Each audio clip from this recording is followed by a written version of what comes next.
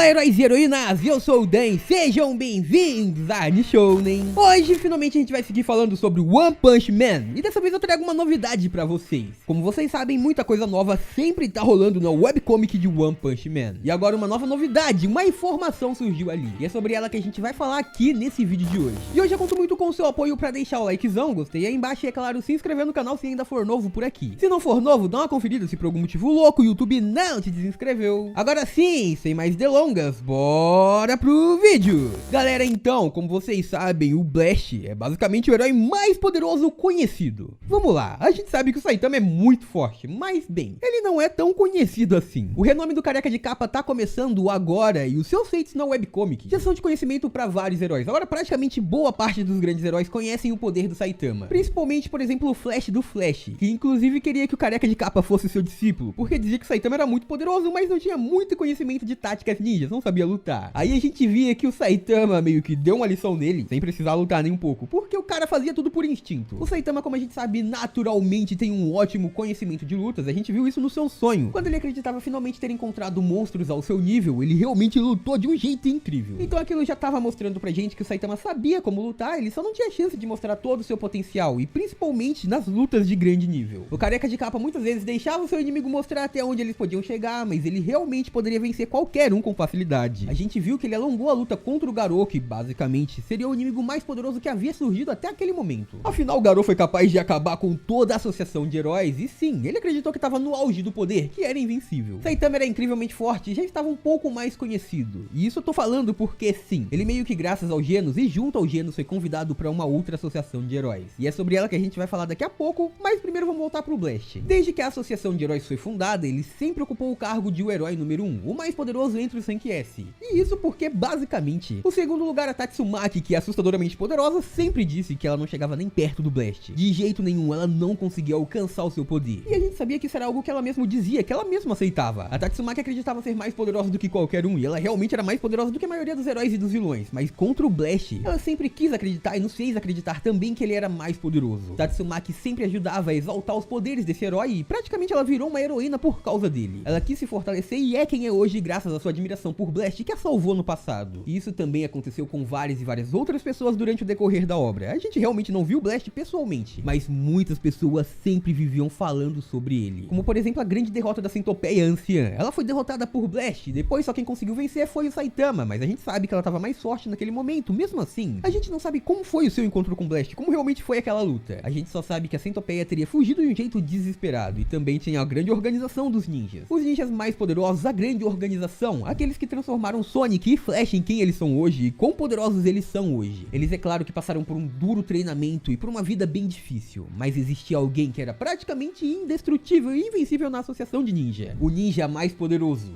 que acabou ficando muito tempo desacordado depois de ter sido facilmente derrotado pelo Blast. Então sim, vários e vários feitos que antes a gente só acreditaria se fossem realmente feitos pelo Saitama, eram feitos pelo Blast. E aí agora surgiu essa nova associação de heróis, e o Blast tá totalmente ligado a ela, porque o seu filho é o membro principal. Depois dos acontecimentos que vocês já viram começar a rolar no anime, e depois também agora mais profundamente no mangá e muito mais profundo na webcomic, uma nova associação de heróis foi fundada, a New Heróis, uma nova associação que, bem, estava ali dizendo que iria revolucionar o mundo dos heróis. Basicamente só existia uma associação de heróis, mas não era obrigatoriamente só ter uma ali. E então depois uma nova associação foi fundada para mudar tudo. Afinal, depois das grandes batalhas que aconteceram contra a associação de monstros, a gente estava vendo que a associação que já conhecíamos estava perdendo muita força. Vários heróis tinham sido derrotados, alguns inclusive mudaram de lado. E a gente estava vendo que muitas pessoas já estavam deixando de acreditar nos heróis. E então aí surgiu a New Heróis. Eles realmente queriam mudar tudo e queriam se aproveitar para se tornar a maior das associações, trazendo vários e vários heróis poderosos para se juntar a eles. Eles foram sempre diretamente atrás dos mais poderosos, inclusive atrás dos outros que pertenciam a outra associação de heróis. Eles realmente conseguiram ganhar força muito rapidamente e também convidar pessoas que nem mesmo ainda eram heróis para se tornarem heróis poderosos, como por exemplo o Suiryu. A gente sabia que ele era um artista marcial incrivelmente forte, que ele realmente era poderoso e estava desejando se tornar um herói. Ele então se juntou a essa nova associação dos New Leaders e realmente ia lutar ali. A gente viu também que o próprio Genos estava prestes a entrar na associação